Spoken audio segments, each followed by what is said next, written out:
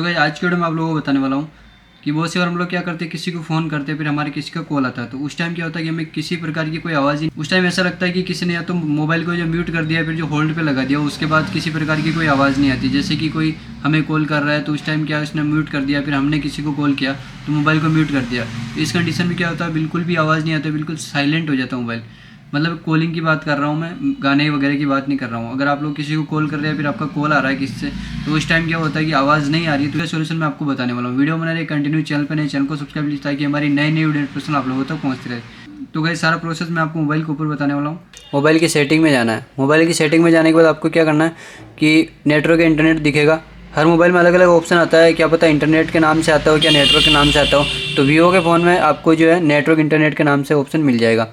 तो सिंपली आपको इस पर क्लिक करना है। क्लिक करने के बाद सबसे पहले आपको ये देखना है कि आपको मोबाइल अगर 5G है 4G है, तो सबसे पहले आपको क्या करना है, सिम एंड कार्ड पे क्लिक करना है। क्लिक करने के बाद जैसे कि मेरा 2 सिम है, 2 सिम पे मैं क्लिक कर देता हूँ।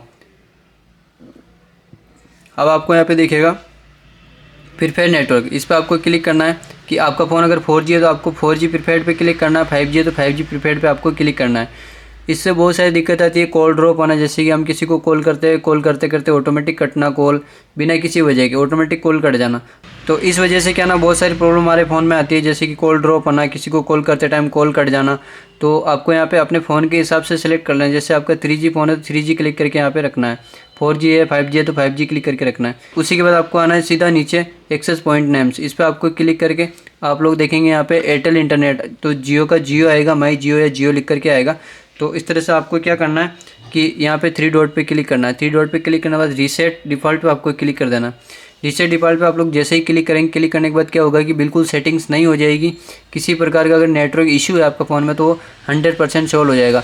उससे आपकी कॉल की जैसे आवाज़ नहीं आना, कॉल ड्रॉप होना या फिर कॉल नहीं लगना। बहुत सी बार कॉल लगती नहीं है, टू टू करता रहता है फ़ोन। इधर से हम लोग किसी को कॉल लगाते हैं या फिर हमारे कोई कॉल लगाते हैं, तो उस टाइम क्या ना कि कॉल ड्रॉप की ज़्यादा दिक्कत रहती है। तो आपको क्या करना है, सिंपल सा काम करना है कि एक्सेस पॉइंट में आकर के इसको रीसेट कर लेना है।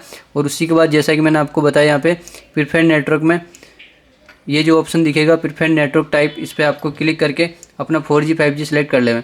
और उसके बाद आपको एक काम करना है कि मोबाइल को रिस्टार्ट कर लेना है। रिस्टार्ट करने के बाद ये सेटिंग ऑटोमेटिक अप्लाई हो जाएगी। और उससे पहले आप लोग अगर ये सेटिंग नहीं करना चाहते, उससे पहले आपको क्या करना है कि फ़्लाइट मोड लगा के देख ले 2-3 बार। ये फ़्लाइट मोड का ऑप्शन होता है हमारे पास, ये एरोप्लेन मोड। तो इस पर आप लोग क्लिक करेंगे तो इसको 4-5 बार आपको क्लिक कर करके हटा देना है, जिससे कि आप पता ऑटोमेटिक आपका मोबाइल सही हो जाए। अगर सही नहीं हो रहा तो ये वाली सेटिंग आपको करनी पड़ेगी। सो गाइस इस ट्रिक से अगर आपका काम होता है तो मेरे को कमेंट करके जरूर जाए। मिलते हैं कोई किसी नई वीडियो में, तब तक के लिए जय हिंद जय भारत।